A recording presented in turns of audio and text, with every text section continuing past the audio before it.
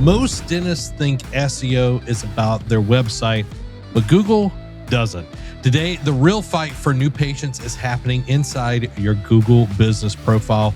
In this episode of the Grow Dental podcast, we break down what actually drives local rankings and how dentists can use AI to stop guessing and start winning their market. James, welcome to the show. Yes, thank you for having me. I'm excited because you're the SEO wizard. I think of you as our Yoda of SEO. You come in and you just drop golden nuggets on everything. So I'm excited that you're here. I'm excited to be here.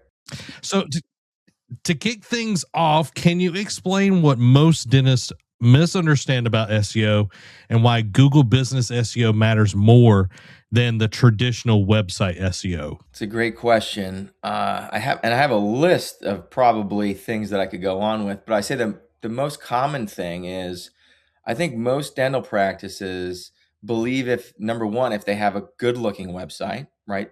Being too obsessed with what the site looks like and specific elements or video, and they forget about really the key driver, which is SEO, which drives traffic, right? So I think there's a misconception of if my site looks good, that's all I need. And then also just misunderstanding. I think the newest thing that I heard is now with AI involved, they just think that SEO is obsolete and that AI will just automatically, work for them, right?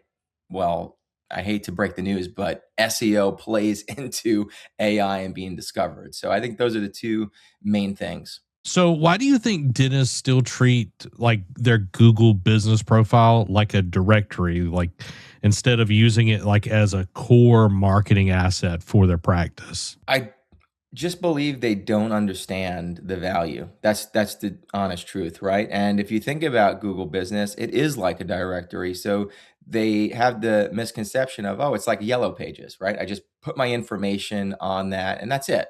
They don't realize that right now, especially right now, that Google Business not only does it rank locally above the websites, but there's only 3 spots. And in some of my latest searches and just looking from industry to industry on a local level, I'm starting to see Google actually put AI features into the Google business listings. So I know that they're just going to improve more with AI into Google business listings. And it's one of the most important places for any local businesses, especially for dental practices, to really optimize and get found. I know you were showing on our webinar that we did that on the construction side, they're doing like pricing and everything that you can ask Gemini.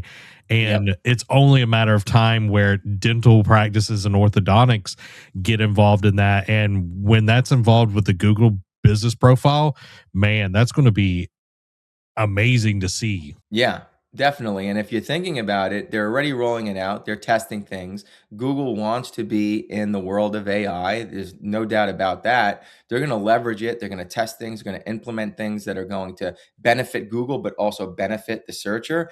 And if you're not thinking about how can I be discovered and what can I optimize to be in that conversation when that does roll out, well, you're going to miss the boat. You're going to miss the boat. So speaking of optimization, for a dental practice that's never optimized their Google business profile, or they might not even have one, what are the first 3 things they should fix to improve their visibility in their local market? Yeah, well, if they don't have one, that's a big issue. But I'll assume, let's say they have one. You definitely want to verify a local listing. And then the biggest thing is your business name, your category, setting up your services with descriptions, your business description, optimizing that as well. And then, of course, reviews, getting reviews onto that listing. Those are the key core things, just basic stuff, right? And of course, you want your name, address, phone number, all of that stuff to be accurate. But as far as optimizations go, definitely category and description, and then reviews. So talking about category services and photos, I know you talk about them being ranking signals. How do these specifically influence where practice shows up in the map pack? Yeah, so from all the data that we have, just thinking about it like a website, right? So if we're trying to optimize to be found for, let's say, Invisalign in Pensacola, well, if our website does not mention Invisalign Pensacola, I can guarantee you that the competitors that have optimized pages are going to rank for that term much better than we do, right? Same thing with a Google business, and this is the misconception. It's not just directory. You actually can leverage services, category, description to put optimizations in there at a local level so that you have the best chance when someone's searching a specific treatment or service that your Google business pops up. Yeah, because it's not just local anymore, like Pensacola, it's down to hyper local now that Google is feeding everybody. Can you go a little bit into what hyper local is and why that's important? Yeah, so hyper local, I mean, not everyone is even in the same exact area within a location, right? There are specific neighborhoods, and that's why we even put together a neighborhood strategy, which just builds out proximity, right? So let's say you are, instead of it being in Pensacola, I believe Gulf Breeze, right, is one of the Mhm. locations close by. Let's say I'm on that borderline.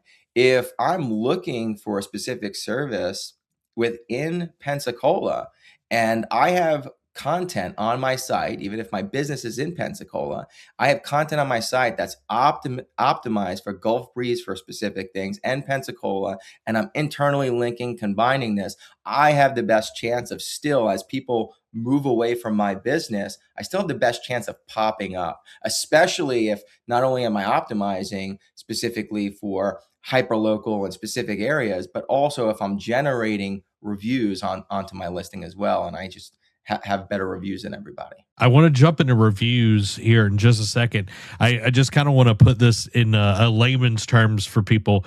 If you ever went to the beach and you see like a pier and there's somebody that has multiple hooks in the water, that's what James is talking about. There's multiple hooks out there, so you're hitting a lot of different spots and everything. So I like that visual for everybody to kind of like get in their head. It's like you're putting more bait out there for more fish to bite, essentially. Exactly. So, how does review volume, we brought up reviews and quality impact rankings and patient decisions? Two things. So there's definitely built into the algorithm of Google Business that when you have review velocity, good review velocity coming in, and even what's even better is if your business been established for a while and you've been getting reviews for a long time, it's going to play part of your rankings, right? It's part of their algorithm. And if you think about it, Google, they are trying to put up specific barriers when it comes to ranking because they want the best practice to rank for a searcher, right? So how they do that, because when you have people like me that are, I hate to say it, but manipulating the search engine, right? If we're doing all these optimizations, they're looking, okay, what actually truly makes a difference between practices? Well, I can tell you, and where things are even going, definitely having established history, having a lot of good reviews, the longer the better, but also velocity. So in a short amount of time, what I've noticed is the practices that are getting more reviews on a monthly basis versus other practices, even if those practices might be beating them out, I'm starting to see those practices able to pop up in the search. Now, you still need to dial in all the other optimizations. It can't just be the reviews, but the reviews are a part of that. So having good review monthly velocity and spying on your competition and seeing what is their velocity, what do I have to outbeat? Definitely a huge tip. So, let's say a practice is struggling to get reviews from their patients and everything. What's some advice that you would give them to help convert patients into reviewers? Great question. Biggest advice. So there are practices that do incredibly well with getting reviews, and I always like to lean in and see what exactly are they doing. One thing I can say is they're very disciplined. They take it very serious, and I believe that there's a strategy behind it. So internally, the best practices, they have some type of internal incentive. They make sure that their staff is actually asking. And I always say this, and I've said this on multiple webinars and podcasts, motivating your staff to ask especially if you know somebody was sitting in that seat and they had a good experience. If your staff asked them to do it on their behalf, there's a better chance that they'll do it for the staff, right? Like if you're in my seat and I'm the doctor and I'm out of the room, but someone on my team that you like said, "Hey, you know, it would mean a lot to me. Can you add a review? We have this, internal competition going around. It would really mean a lot." I guarantee they'd have a higher conversion. But it's how many practices are actually doing that, right? Probably not that many, and also being disciplined and taking it very serious. And then, of course, there are also practices that do other type of incentive programs, right? Where they're able to get their patients involved and it works. So I think it's an excuse if there's practices saying it just doesn't work, because I know it works. I think you have to learn from practices that are successful at it and learn exactly what they're doing, what are their systems, what are their motivations for their team, and just implement it. Yeah, with any kind of, external, like your, giveaways or anything for reviews, always check the legal things around your area for any of that. But with the internal side of things, making sure that everyone's bought in, and that's from the doctor all the way to the front desk. Like, everybody has to be bought in on the importance of reviews, because if you don't believe it, the patient is going to feel that. If you don't think that it's important, they're going to feel that, oh, well, this isn't important, I don't have to waste my time on it. So if you are actually having conviction and you're showing that to the patient, it's like, man, I would really love for you to review us. Like, I'm glad that you're here. Whatever it is, or spiel that you give, like, if you have that conviction, it's going to move them to actually do it, because 9 times out of 10 it's like, hey, make sure to review us.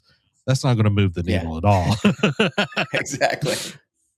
So the QA section on a Google business profile is often overlooked. How should a dentist use this area intentionally, both for SEO and to convert new patients? And that's a great question. I'm actually glad you brought that up. So we used to love to leverage this section and put specific optimized questions on there, right? Because what we started to notice is if somebody was looking for a specific insurance in a local area for, let's say, does Blue Cross Blue Shield take Invisalign in whatever local area, we would notice if somebody asked a question about insurance, it's almost like, again, another optimization level there where it's being optimized. However, there has been a very recent update, and Google Business is actually going to be removing the question and answers.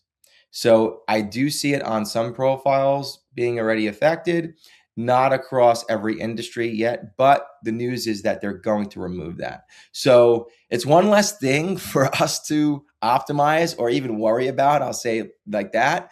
But yes, it used to be incredibly important. I'm curious to see if they leave the old Q&As on the listings or if they end up also removing those. But yes, they were important. But now, knowing this news that they're going to be sunsetting them and removing that, I wouldn't focus on that as much. Well, that's good to know. Knowing where to actually put energy, I think, is more important than trying to gamify the system in every which way possible. So many practices fix technical info but ignore engagement signals. What metrics should a dental team track and optimize weekly for their sites or their Google Business page? Yeah, so it's not just about looking at keywords. You want to log into your Google Business dashboard and you want to look at performance insights. You want to see, how many calls am I generating per month? How many website clicks am I generating per month? What key search terms am I being found for? That's part of it. How many profile views am I getting?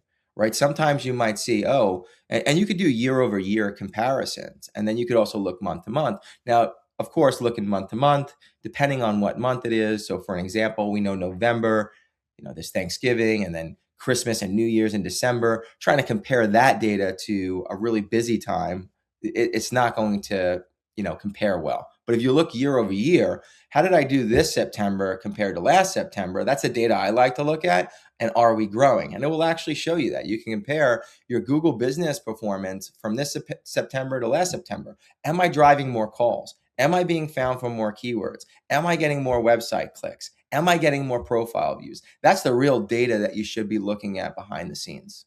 Data is a key mover. And I want to talk a little bit about the difference between simply ranking for keywords. You kind of brought that up, and winning real patient calls and bookings. Like, how does that look in a competitive local market? Yeah, especially in a competitive local market, and this becomes back to reviews and your branding. So if you're in a competitive market, let's even call it orthodontist Manhattan, right? Well, if you could even get up into that three pack, that's the first thing. That's the SEO, right? You want to rank for keywords, you want to get up in there.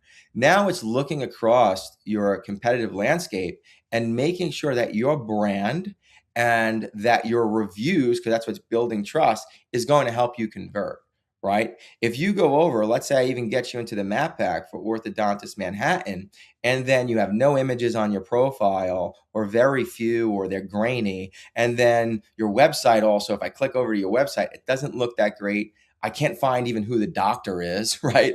There's no trust signals or credibility. Got to think about it. If I'm going to go to a doctor or have somebody work inside my mouth, I want to know, are they legitimate? What have they done? What's their experience?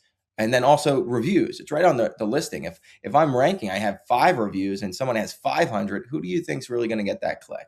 Right. So it's beyond the keywords. The keywords are definitely, pillar, but you want to now think about conversion once you're there. And then that's also why those insights can give you, good data on, am I getting more clicks? Am I getting more, driving more traffic? And then if you have a good system, like PB, if you have something like what we have, Practice Beacon, where you can actually see phone calls coming in and track them, and then also tracking form submissions, and then seeing if those are turning into scheduled appointments, and then even beyond that, turning into actually started treatments.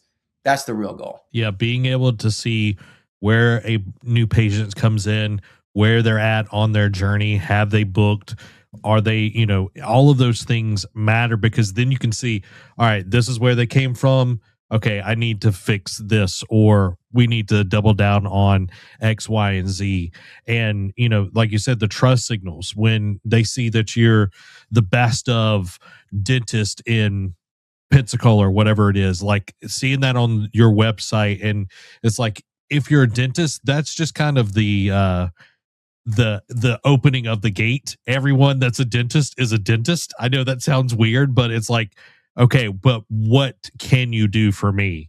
We know that you can Exactly. clean teeth, but why should I go to you? And you're trying to send as many signals out that you are the one, you are like the one that they need to come to. And I think that's a huge thing when you look at like really competitive markets, where it separates, like, talk about what separates a practice that dominates compared to one that gets lost in a competitive market. Yeah. So when you were just talking, I was just thinking, it's like, hey, dental implants, right? Very competitive, right? Especially if you're in a big city, but people are going to do their homework. So even if you're ranking and I come over to your site, and if it's not established and building the trust that and credibility of you actually putting implants into my mouth, got to think of the psychological behind this, then they're going to get lost. They might put you, okay, maybe I'll come back to that. But if they also go to the competitor who is also ranking right by you,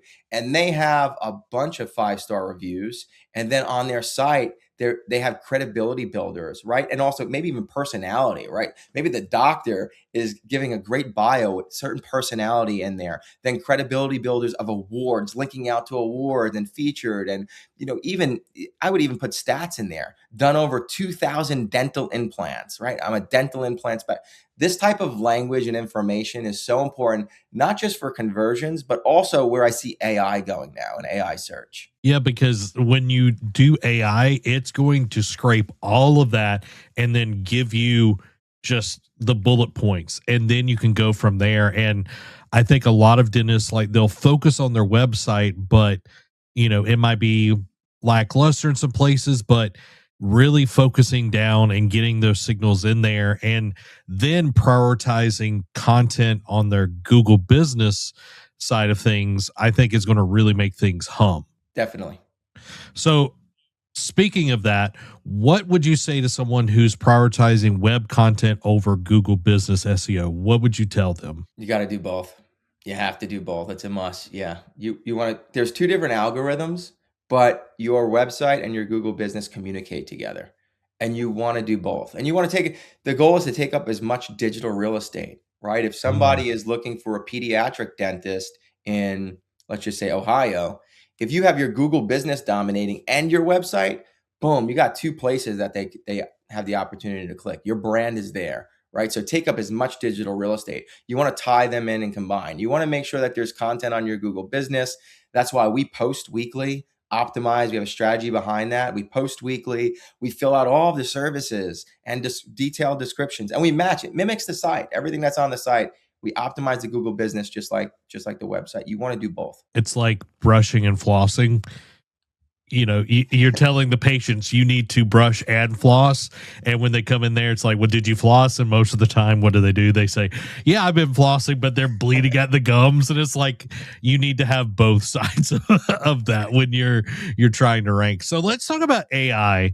How has AI changed the way dentists should approach SEO research and planning? Yeah. So, I mean, there is positives. I look at it as opportunity. So, number one, you could leverage AI to help you within your practice, right? Especially even with SEO for many different things, your Google business copy, your website blog posting and content. And I mean, the list goes on as far as how you can leverage it to help you with SEO, doing audit scans, looking at competitors, right? Finding keyword gaps and whatnot. And then also the other thing is, with AI, more and more people are trusting AI. So they're going to jump on ChatGPT, or they're going to start looking at, in Google now, there's the AI overviews. They're going to look at that and just get short snippets. They're going to start having conversations with AI. And if you don't have enough optimized content, credibility, trust, and authority, you're not going to be in those conversations. Yeah, I know my wife and I, we're both kind of the same on this. It's like we'll go to ChatGPT and ask stuff before we go to Google now, Yep. putting it in the search bar.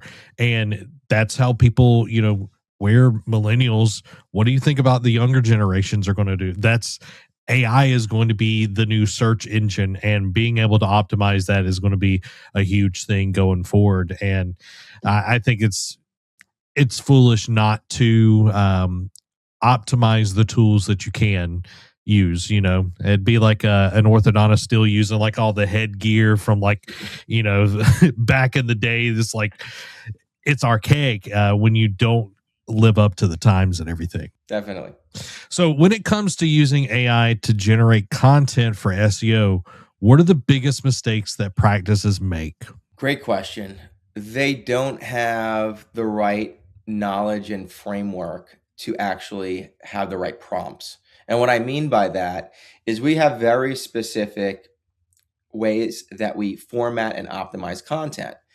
You cannot just go over to ChatGPT and say, ChatGPT, write me a blog post that I want to use for my website and make it about pediatric dentistry, right? That's not going to do much. The content also, especially if you're not actually looking at it and reviewing, I mean, it might mention other practices in there. It might pull information that's not accurate. You're still relying on AI. However, if you have the right templates and the right prompts, and you are teaching ChatGPT exactly what you're looking for in your brand voice and specific elements of optimization to include, and you can really get detailed, it can put out really quality content that we have ranking all the time. Yeah, it's knowing how to get to that level. Just like you wouldn't want James or I coming in to even clean teeth, not even the more serious stuff, drilling root canals or anything like that. It's the same kind of thing when AI is just, and you'll be disappointed when you just kind of throw stuff at AI like, this isn't that good, or you're getting hallucinations and all of that. So just knowing that there is a skill level that you have to get to be able to do that, I think is really important, that you can't just throw it off onto somebody and expect it to be magic. The magic is in the details, I think, when you really get down to that. So let's talk about some specific examples on how dentists should use AI to improve their Google business profile without falling into like the copy and paste trap of just do this ChatGPT and then bang, we got it in there and it's not that good. I think the three biggest things for Google Business and leveraging any type of AI is one, automating specific posts. That's what we like to do. And again, you still need a strategy behind this because it's not just, hey, just start posting random stuff. You want to post optimized specific content in your brand voice. But now with AI, you can leverage to do that. Also, responding to specific types of reviews. I think AI is great for that because you do want to respond to reviews. You know how many profiles I see, Zach, where there's a few hundred reviews and no responses from the practice? You want to respond. And I believe too, I'm not saying that you can't rank if you don't respond. You definitely can rank, but it's only a much better chance and a better signal to Google that you're actually responding to your actual patients. So respond to the reviews, and with AI and the right prompts, again, you can actually respond to them. Doesn't have to be anything crazy, but at least thanking them for a review, right? Very simple, but at least the AI can speed that up for you so you're hands off. And we integrate that and we create these prompts and it works very well. And then the last thing is I like to leverage AI and even ChatGPT, but specifically we have AI tools that are integrated in our software that are able to spy on the competition with Google Business. And one of the things I like to look at is reviews and review velocity. And AI is great with that. I want to know the practice next door, how many reviews did they get last month versus me? So that's the three things that I think AI is great for when it comes to Google Business. I love the replying thing. It seems daunting, but if you do a little bit at a time, it's just, it's just chipping away at it until you're caught up. And it also tells not just Google, but potential patients that, hey, they actually care about me. And it goes back to that conviction thing I was talking about earlier, that the reviews actually matter and that the practice is paying attention to that. So I think that's really, really big. And I know you love talking about Surfer, SEO, and Chat GPT. Why are they important and how can dental practices use this in their marketing? They're incredibly important because it comes back to the same question of speed, right? Speeding up content creation, but knowing what you're doing. Well, ChatGPT with the right prompt can create really well optimized content in your brand voice. However, with Surfer and there's other tools out there as well, they will give you a score and the AI will score you against the top ranking practices. So again, I'll give you a great example. If I'm trying to rank for pediatric dentist Orlando, I'm going to leverage ChatGPT in my brand voice with specific templates and headings that I want to use to create that piece of content that I know I want to rank. I'm going to then take that piece when I'm done, put it into a tool like Surfer, and I'm going to get a content score. And what it's doing, it's looking at who's ranking for that and comparing my content and letting me know the gaps. Hey, you didn't mention this enough, right? You should mention this. So now I'm crafting it into the brand voice, but also the most important part is I'm getting the best on-page SEO elements in order, and then I'm publishing that. And then the really big secret sauce is if you're in a competitive market is your link building over to that after. Mm. Can you quickly talk about link building? What is that and how can that be utilized within a dental practice? Yeah, so especially if you're in a competitive location, like the bigger cities, right? Los Angeles, Miami, New York, Orlando, any of these. If you're going for those keywords, especially like dentist in, pediatric dentist in, dental implants, and a huge one, right? In those type of cities, the on page is only going to get you so far. You need to be link building with a strategy behind that, right? So what we do is we will analyze the competitors that are ranking in these big cities, and we'll come up with a game plan of how do we get the same level of authoritative links that they have into our portfolio of links. And what I mean by that, just so everyone understands what I'm saying, links, let's say I have a practice and let's just call it dentistpensacola.com and I want to rank that for dentist Pensacola. Well, the first thing I'm going to do is I'm going to have what we call a content sprint. I'm going to put all of this optimized content, all of my services, everything optimized, get my on page dialed in. Then what I'm going to do is probably my business listing. So obviously my Google business, get my Yelp page, Yellow pages, all of the big ones, maybe health grades, all of these big ones. And then there's a whole list now with AI. Get all of these directory listings, as we call them, set up to send my foundational links and then my social media. And then this is what makes the difference. We're going to start launching press release campaigns. And for an example, getting onto like apnews.com. That's a site that we know Google trusts. It has what we call high DA, high domain authority, high domain rating. And we're going to get an optimized article strategically placed with a mention of our brand or specific keyword linking back to our site. And what that does, looking at it almost like a voting system, the more votes you can get over to your site, and especially when you have your on-page dialed in, the more power and authority you have, the higher you will rank, especially in the competitive markets. And that's how we're able to take over some of the most competitive terms and the most competitive local markets with this strategy. Now, that doesn't happen overnight, but it's just you're building links, and the compound effect happens. After a while, all of them add up, and it's just like, boom, all this authority is built onto your site. And again, right on page, it's off page. And now what we're seeing with AI, ChatGPT is picking up certain signals from that as well. I think about SEO the same way. The old saying is like, how do you eat an elephant? It's one bite at a time. It Exactly. doesn't magically just happen. It's one step at a time. So let's talk about some execution and measurement.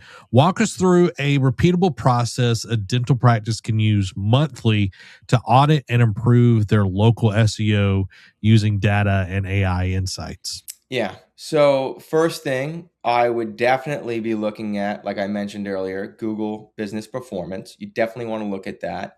Another thing, though, is if you are not tied into any type of CRM where you're measuring phone tracking and form submissions, you definitely want to set that up, because we might be seeing keywords go up. We might be seeing profile views and interactions go up. But what does that really mean if we don't know if it's turning into actual patients, right? So it's you want to have a CRM system or software set up so that you can actually measure that. The other thing is looking at Google Analytics. I would look at that on a monthly basis. Doesn't hurt. You can see where your traffic is coming from. You can, for your website, you can also see where it's being referred from. Right? Is it organic? Is it social media? Is it ChatGPT? Are you starting to be found in there? Right? So this is a good place to look. And then also Google Search Console. Are you getting more impressions and are you getting more clicks? Another thing that I like to look at. Now, if you have a CRM system, some of them will put all this data in one, so it makes it easy. But if not, you can manually log into these different things on a monthly basis and look at this, and it will give you an idea of how you're improving and how you're growing when it comes to SEO. So, what's one local SEO metric most practices overlook, but should be definitely tracking consistently? I would say that's a great question. Probably hidden keywords. And what I mean by that, in Google Search Console, I'm sure many practices don't log into this, but you're going to be able to see your impressions. Now, your impressions, it's not traffic. Impressions is just showing that your site is being found in the search engine. That doesn't mean it's being clicked on. Now, clicks are actual clicks, right? So you can see your impressions go like this, but maybe your clicks just stay like this, right? That's normal to see sometimes. What that's saying is, wow, more and more of your content's getting indexed into Google, but all of that content is not on page one at the top, because look, your clicks are not growing. If all of those impressions meant you were on page one, you'd see your clicks and impressions go like this, right? So what I would say is go into the keywords. You could look at the keywords that you're actually being found for and what you're getting indexed for, and then see where you're ranking for them. Because there's a good chance if you're growing in impressions, there's new keywords that you're being discovered in search, but you're not getting clicked. That means you want to improve those rankings. So perfect example is this. So I think it was the keyword free orthodontic consultation near me, or free orthodontic consultation city. I noticed that on one of the partners, Google Search Console, we were getting impressions for it, but we weren't ranking yet for it. Mm. So what that signals to me is, oh, we got to optimize a piece of content around this. If we're already getting impressions and we're not even optimized, wait until we put optimizations behind that. We're going to go to number one, and guess what? People are searching for that. They're going to click on our site. So I think that's the biggest thing that I see gets missed, is actually looking at data and finding opportunity. That is some really gold right there. Like you were just kind of delving into that, and I was over here. It just my mind was just going. I was like, man, that's huge because with HIP, the way that the SEO team works is y'all are on the cutting edge. I've got to brag on y'all for a second. Y'all are on the cutting edge, and man, if I was a doctor and I had to do all of this and treat patients, I'd be overwhelmed. And that's the nice thing about like having HIP in your corner is all of this is done and you get to do what you do best, and that's work on teeth, make beautiful smiles. So y'all definitely need to, if y'all want to find out more, go check us out on our website, hip.agency, book a call, all that good stuff. James would love to work on your site and his team. I tell you, he would love it. He nerds out about this, y'all. I do. I definitely do. And if they, Zach, even if they went over to our site and filled out the contact form and wanted even additional information from me, I'll take the time out personally. I'll look over your site, even shoot you a quick audit and let you know exactly what should be done, especially moving forward with all this AI. I love that. Out of the kindness of his heart, y'all. Out of the kindness of his heart. So let's talk about the future and some strategy around it. James, where do you see local SEO for dental practices going in the next 2 to 3 years, especially as AI continues to be leaps and bounds from week to week? Yeah, I do think AI is going to be more integrated right into Google search. Don't think Google's going anywhere. They're here to stay. They're going to, play the game of AI. I think we're going to see more and more AI elements get directly integrated into search, and we want to stay at the forefront of that. I also do think people are going to go over to ChatGPT, Perplexity, and other AI search engines, and I'm sure more will come up, and it's going to gain some of their trust, and they're going to have these conversations before they go over and book an appointment. And you want to be in that conversation. Now, that algorithm, the good news is this: if you have strong, very, very strong foundational traditional SEO for Google search, there's a good chance you might already start popping up in those conversations. However, to take full advantage, there are specific sources that you want to make sure that you're mentioned on. And you also want to do additional on-page optimization with specific, I call it like language and terminology, so that ChatGPT can actually read your content a very specific way, different than what Google search is doing. And you have the best chance of even popping up higher and then building out really high authoritative, strategic, optimized content off of your site so that ChatGPT sees that you're being mentioned all over the place too, building that trust. Remember I said trust, authority, credibility is going to be more important than ever, doing that. And when you're doing that, you're able to dominate Google and be dominating AI search in the future. Great stuff. Now, I like giving people a challenge to see how they can help themselves. So, James, what is a challenge for every dentist listening to this episode to improve their local rankings in the next 90 days? What would it be? I would say, one, look at your Google Business Insights. I can guarantee most of them look at that. Log in and look at your Google Business Performance Insights. That's the first thing. And you might be surprised at what you see. So look at how many times this month, last month, year over year, did your Google business generate how many calls? Is it down? Is it up? Are you getting more profile interactions? Look at that data. Be aware of that's there.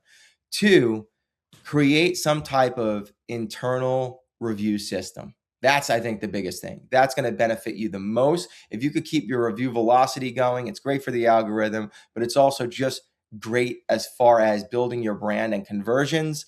And like I said, I do not believe Google search is going anywhere. Google business is still going to be more important than ever. People love looking at the reviews and it converts. So we want to make sure that that's top of mind. And then the last thing as a challenge, I would say if you're not already getting some type of audit on your site, I would challenge you to get an audit. Audit your website. Get a detailed audit of your site and your SEO campaign. Because again, you might be surprised of what you find out. If you don't know what you don't know, right? It's like me. I might not know what's going on exactly in my mouth. I'm not a dentist, right? But I might sit in a chair and they might do X-rays and go, James, did you know you have X, Y, and Z, right? I wouldn't know that, just guessing. I'm not an expert in that. And you might think, oh, my business is fine. I think we get found here and there, right? I think we're okay. We might be okay. But you might be surprised at what happens if you get a professional detailed audit done, and they can just show you the gaps like, hey, look what your competition's doing here. You're not found here. And you don't know what you don't know. So again, go over to hip.agency/contact, and James is being so kind and giving free audits for everyone's websites that fills that out and says, hey, I want a website audit, my SEO. And you'll be surprised what James is able to find in there, and can say, hey, if we did this, this, and this, like, this will help you. Because I know we like to brag on Dr. Sakowitz, like what you did for his website. And he's in Orlando and ranking as #1 orthodontist in Orlando. That's huge. Like, that wasn't just just fly by night kind of thing. That was a tried and true campaign to get that to happen. Yeah. We have a few of them. Miami, I think we're #2. Los Angeles, I think we just hit #3. So yeah. Yeah. I like the challenge. I like the competitive areas too. So I'm up for the challenge. James is there for y'all. Well, Mark Twain said it best. The secret of getting ahead is getting started. So get out there and start making the changes you want to see in your practice today. This has been Zach. James. Thank you for watching the Grow Ortho podcast.